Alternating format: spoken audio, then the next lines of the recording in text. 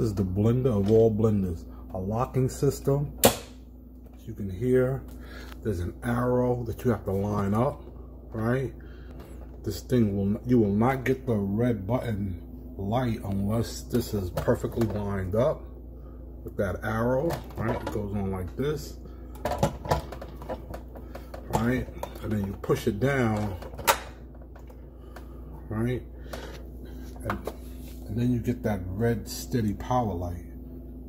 If you take this off, right, with the release button, as you can see, now the light is flashing. So there's no operating this without it being properly set up. 5-star blender, professionally, sturdy, strong, right? Locking system. There's a spout here, so you can pour it. And again, it's in the locking position, and that's how you take it out. Really quick, these blades that just come right out, extremely sharp. Extremely sharp.